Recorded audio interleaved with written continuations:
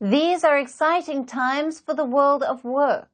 For the first time ever, 5 generations are currently working together. But can you guess which generation is inviting the most complaints?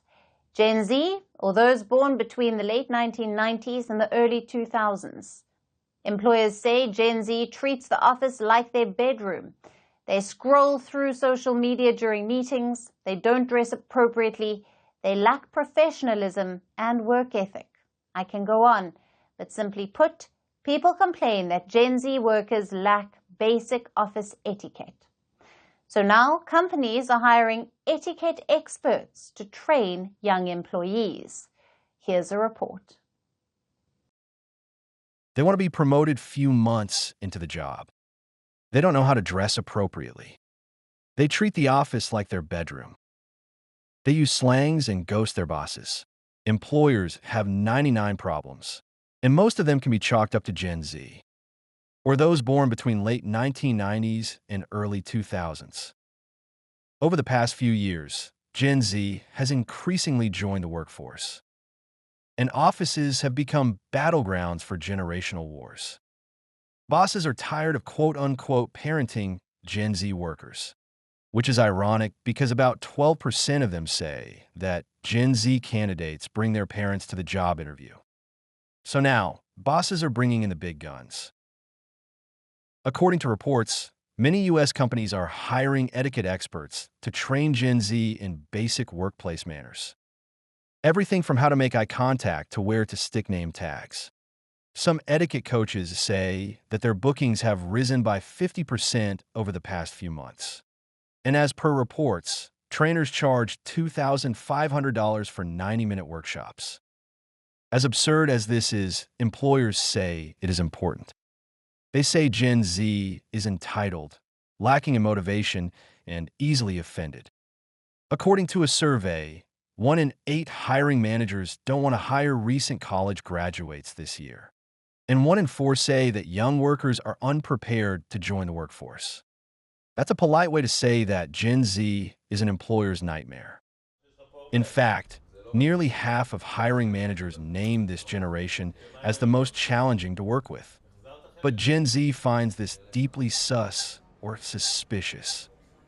From her perspective, older generations have no work-life boundaries. Only 6% of young workers say that their primary goal is reaching leadership positions because they're more focused on work-life balance. To them, work is a part of life, meaning it should be taken less seriously. And this thinking has shaped a lot of trends in recent years. From quiet quitting to lazy jobs, mouse jiggling or only pretending to work, and conscious unbossing or choosing to not be a boss. And this is cringe to older workers. But the fact is, every generation brings something distinctive to the workplace. Gen Z prioritizes personal health and well-being.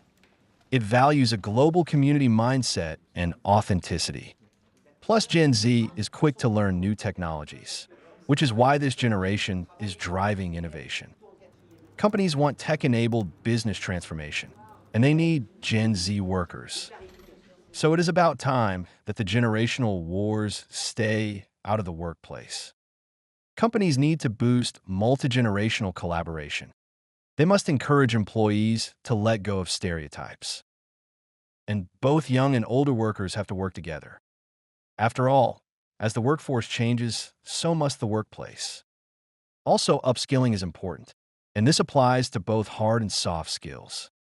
Just as older generations learn new tech tools, the young must learn how to adjust in a workplace. In this regard, training Gen Z sounds like a reasonable choice. But when companies shell out thousands of dollars to tell young workers how to make eye contact on company time, they should expect a few eye rolls. And not just from Gen Z. Firstpost now available in 9 languages on YouTube. English, Stands at $36 trillion. French, Le FMI, comme German, Geschäftsführenden Direktor, Hindi, $30 trillion ka karjo. Indonesian, Pemerintah tanpa pemeriksaan. Italian, Sekali radikali. Japanese, 4 兆ドル以上も Portuguese, por causa do próprio balanço patrimonial. Spanish. Beautiful bill. Go to Settings, click on Audio Track and select a language of your choice. Be the first to know what's happening around you in your first language. Firstpost.